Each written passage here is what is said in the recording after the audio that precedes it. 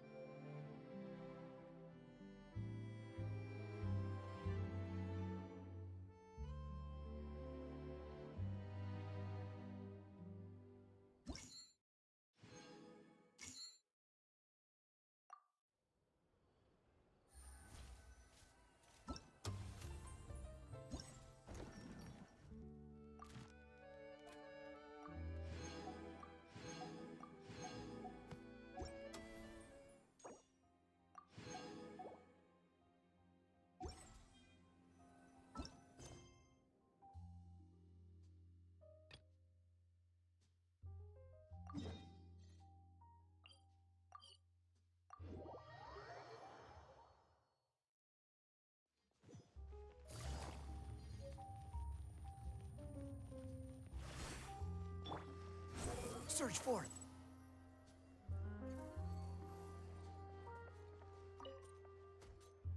Welcome to LeChaux's Clockwork Workshop. How can I help you?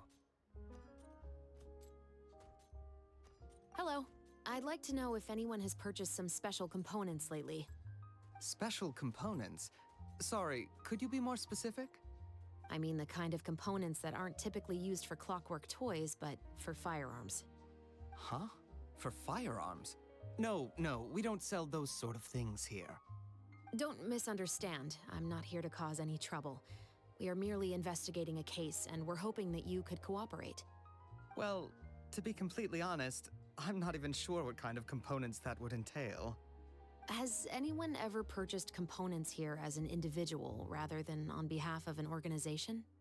We have a lot of customers who buy toys, but those who buy components are all regular customers who buy in bulk on behalf of their organization. Is that so? I understand. Thank you for your cooperation. You're welcome. It's the least I can do.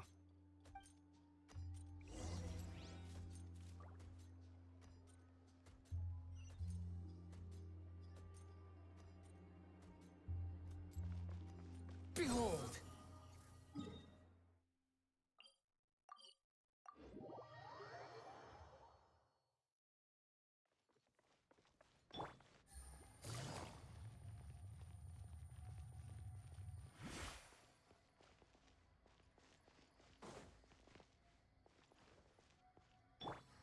The wind rises upon the gale.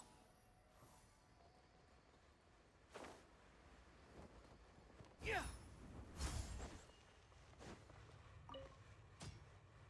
Oh, hey, Chevrolet. Run out of oil for your musket again? Hello, Estelle.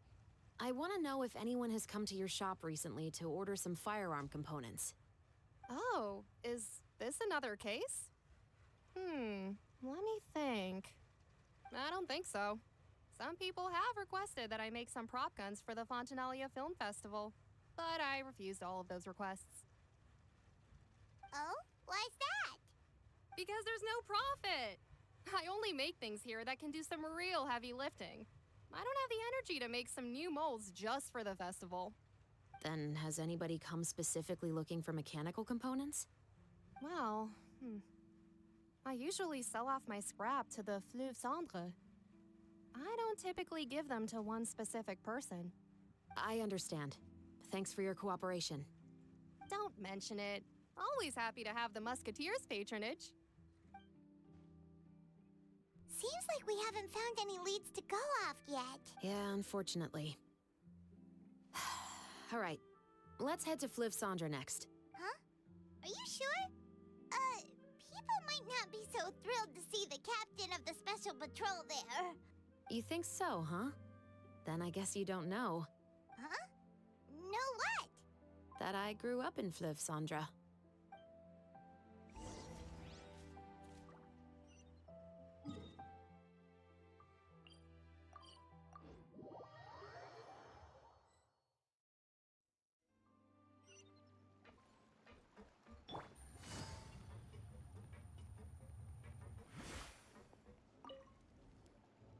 Hello, I'd like to ask some questions. I don't know anything. Don't worry, I'm not here to arrest anybody. You say that now. It's the truth. Here, take this as my guarantee. Wait, did Paimon just see what she thinks she saw? Is the captain of the special patrol bribing a citizen? Seems you're different from the other guards. What do you want to know? Have you heard anything related to muskets in Fleuve Cendre lately? Anything at all? Muskets, huh? All I know is that about 2 weeks ago, we started hearing some loud noises at night. So loud that it's been waking me up. Were they gunshots? Possibly. It's hard to tell around here. Someone's house collapsing, a pipe exploding somewhere, it's all the same. But the noises I'm talking about definitely happened after I fell asleep. Do you know where the noises were coming from? I don't remember clearly. Is it that you don't remember, or that you need to think about it some more? You tell me. Then please, think about it some more. She's giving her even more Mora! The noises came from the end of the Southern Waterway. I came out and had a look for myself when I wasn't sleeping well, but I didn't dare get too close. That's all I know. All right, I'll take your word for it. Thanks for the pat de fruits.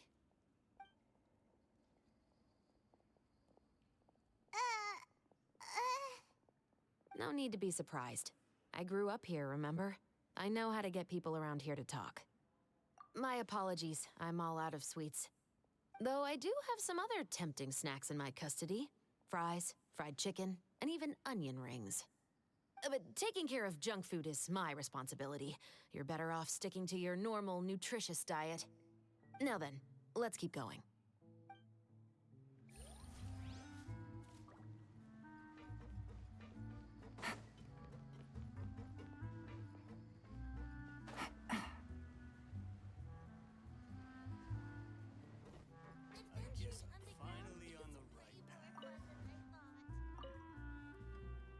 It's been a while, Tetro. Please, just get on with your request.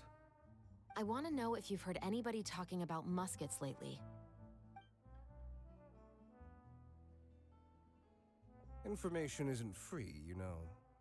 I've heard that bandits have been extremely active in the countryside recently, and they've been affecting the delivery of goods to Poisson. I can allocate some more manpower to help out with that problem. What do you say? You're still as helpful as ever. One of our men got drunk at dinner about a month ago and lost his gun. 3 days later, it turned up in the corner here. What's weird about that? He just forgot where he put it, right? This is Fleuve Cendre, my friend. Anything of value left in the tavern won't ever make it to the next day. But that gun turned out to be an exception. It didn't get any new wear and tear on it, and didn't even appear to have been fired. We were quite mystified as to what could have happened. I suspect it came back because the weapon was already known to the guards. You mean, a criminal was afraid the Marechaussee Phantom would use the shot marks to track them down? Maybe. But if that's the case, the culprit really took great care to avoid getting caught. I didn't say anything about a criminal. In Fleuve Sandra, knowing who was killed is as easy as knowing what clothes you're wearing today. It's the guy living in the East Side, isn't it? I've never liked him. Every time he's here, he just orders a drink and sits there with a nasty look in his eyes. So, who was the one who lost the gun in the first place? Don't bother. Even if you ask, he wouldn't admit to owning a gun to some strangers. Not to mention the captain of the Special Security and Surveillance Patrol. He's right. I know you grew up here, Shovris. Even though you're on good terms with the Spina, you've still been gone too long. Not many people know you here now, and a lot of people don't like the Special Patrol. I know. So take my advice and don't show your face too much around here. It's for your own safety. I'll come and go as I please, and I'm afraid I'll be appearing more often due to my work. All right. Don't say I didn't warn you.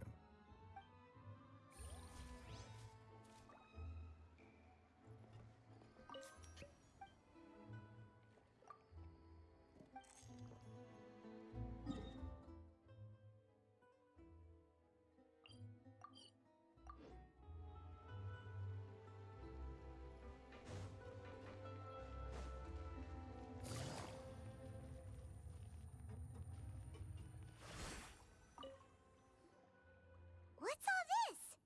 Some broken planks and barrels, as well as some liquor bottles? Yes, but have a closer look, Paimon. Even though somebody has purposefully tried to clean them up, these are obviously marks from musket bullets. In other words, someone was here trying to improve their shot. They were using the barrels and bottles for target practice. Could it have been the killer? Your guess is as good as mine. Although many people at Fleuve Sandra own guns, few hide the fact from others. And even fewer would go to such lengths to hide markings from practice shots. Anyway, let's go. There might be more to this.